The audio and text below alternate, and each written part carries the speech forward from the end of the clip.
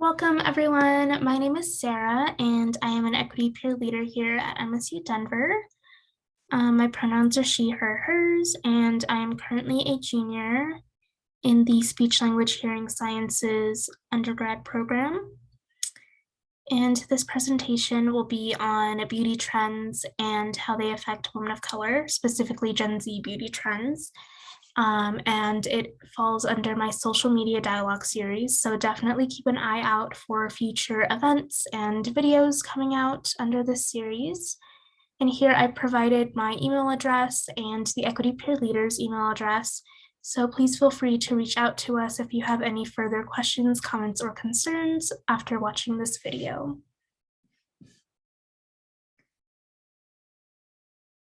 And a quick little agenda of the video for today. We'll start off with a land acknowledgement and BIPOC statement, followed by a mini presentation on beauty trends and how they affect women of color.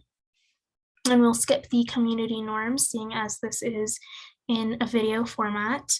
And then I will end it off with some guiding questions for you to discuss with others, to think within yourself, and to use as a lens to view and consume social media afterwards. And that leads us to our land acknowledgement. Today, we honor and acknowledge that we are in the traditional territories and ancestral homelands of the Cheyenne and Arapaho nations. This area was also the site of trade, hunting, gathering, and healing for many other Native nations. We recognize the Indigenous peoples as the original stewards of the land. Let us also acknowledge the painful history of genocide and forced removal from this territory. We respect the many diverse Indigenous peoples still connected to this land on which we gather. We pay our respect to them and give thanks to our continued advocacy to all tribal nations and the ancestors of this place. And here we have the BIPOC statement. CMEI acknowledges the BIPOC community through allyship, action, and cultural competency. We acknowledge ongoing systemic oppression, socioeconomic disparities, and racial injustices that are experienced by our community every day. We embody allyship aimed at disrupting those oppressive systems through action, support, education, and the creation of space for the BIPOC leaders and voices. Thank you for your continued allyship.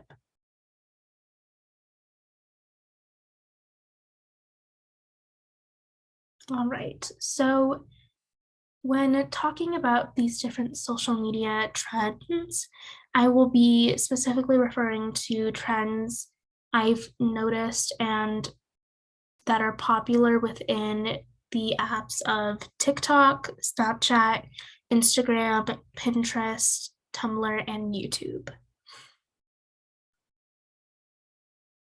And then the specific beauty trends that I'll be touching on are aesthetics, makeup and body face modifications, such as plastic surgery, fashion, and then general trends like filters and TikTok challenges. And here we have Pinterest aesthetics. I myself am a huge fan of Pinterest. It's really a place for inspiration and to make different mood boards and get inspired by different aesthetics. And so we have so many different aesthetics, like from cottagecore to e-girl to visco girl and 2014 grunge Tumblr and art ho, and then like the soft girl.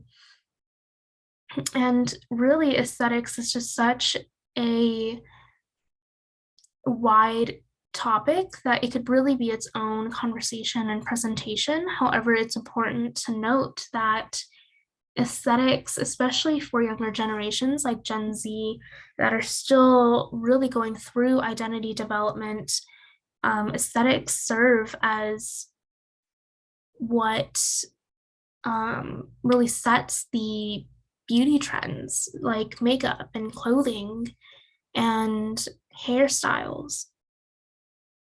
And something that I've noticed with Pinterest and aesthetics really on all social media platforms like Instagram, Two is when you go to type in, for instance, cottagecore aesthetic or VSCO girl, the majority of the pictures that pop up are of skinny white women. And if you were to type in Asian VSCO girl or plus size Y2K, there really would be very few to none of those images popping up. And so we see the whitewashing of these aesthetics and the exclusion of plus sized women as well as women of color. And especially with trends and aesthetics relating to younger generations that struggle with self-image, this can be especially damaging. And looking at the Tumblr 2014 grunge era, where using skinniness as the trend and as an accessory is extremely fat phobic. And with certain aesthetics such as e-girls, we also see Asian fishing, where with certain makeup techniques, people will mimic Asian features in order to fit under this certain aesthetic for the likes or for the social media clout. And then that leads us into our fashion trends, where we see mainly Y2K that has been extremely popular in recent times with Y2K fashion and bling aesthetic. There's lots of low-rise jeans and juicy couture and strappy crop tops that are coming back in style from the early 2000s. But with these different clothing items, you'll find that a lot of the sizing excludes plus size women, and a lot of, again, when searching it up, you mainly only see skinny white women as the results. And as well, another fashion trend that we see are waist trainers and corsets. And in this picture I provided here, we see the extent that waist trainers have gone to and how really it's also upholding the male gaze and how women are, constraining their bodies in order to conform to a certain way that will get male attention.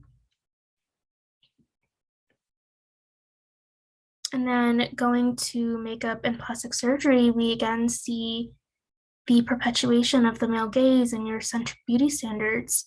And we also see featureism and digital race fishing.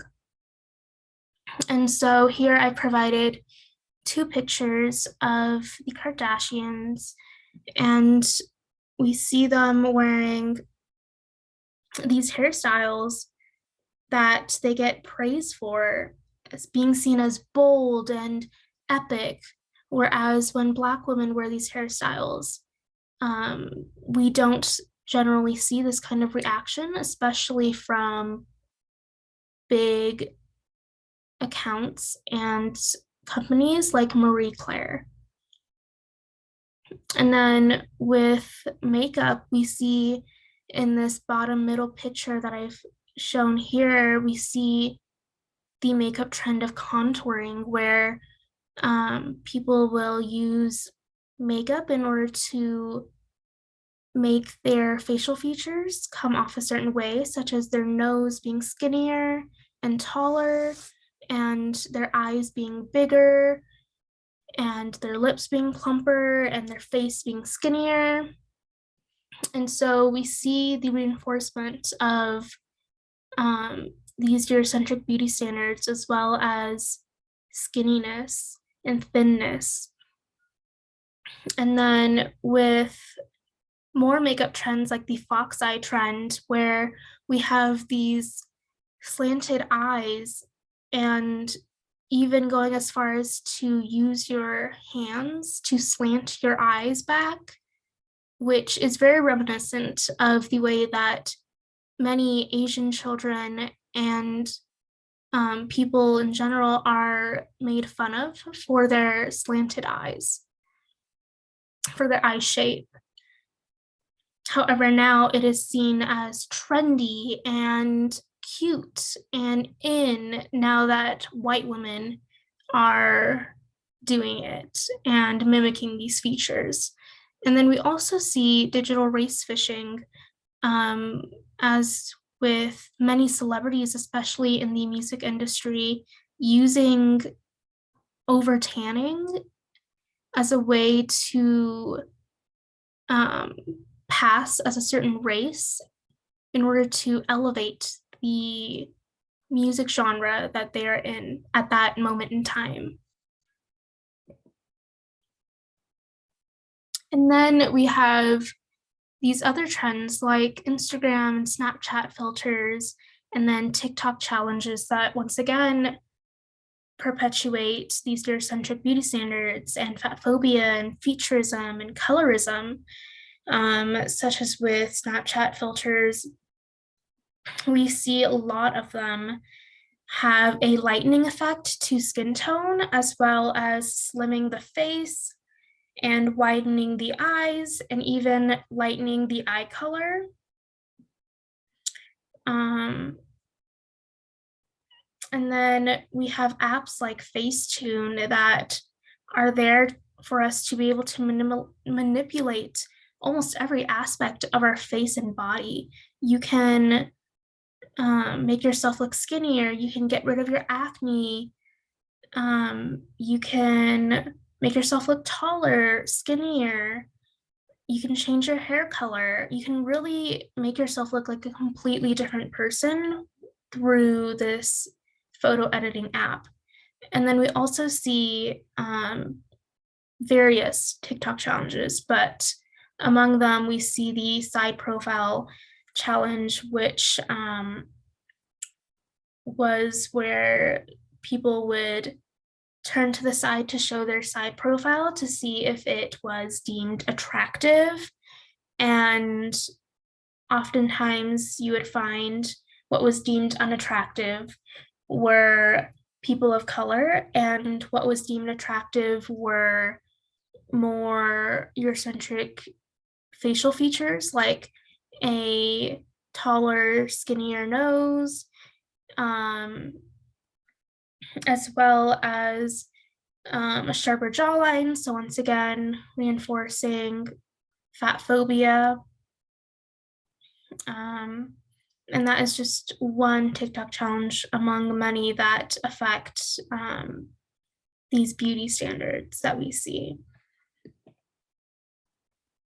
So after taking you through all of these examples of problematic beauty trends, it can be very overwhelming.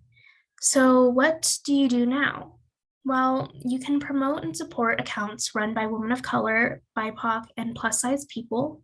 You can point out and address problematic behaviors and trends, and you can spread the word and start having these conversations with your friends, with your family, the people around you, to also get them to start thinking about social media in this way, as well as being aware and giving yourself time to unlearn these toxic and problematic ways that we've been consuming social media. And then I have some guiding questions to leave you with. And especially something to consider is just social media in general. Is social media bad for people? And then another question, do these trends also affect men of color? Are there beauty-related trends targeting men? And are these problematic trends and ways of thinking of beauty exclusive to Gen Z? And is there or will there be a lasting negative impact on Gen Z and younger generations due to these trends? And then why do problematic things become the most popular trends? And I hope those questions can help you to start thinking more deeply about what I've shared with you today, as well as to start viewing social media through this critical lens and being able to then choose to not participate in these trends and to start spreading more awareness.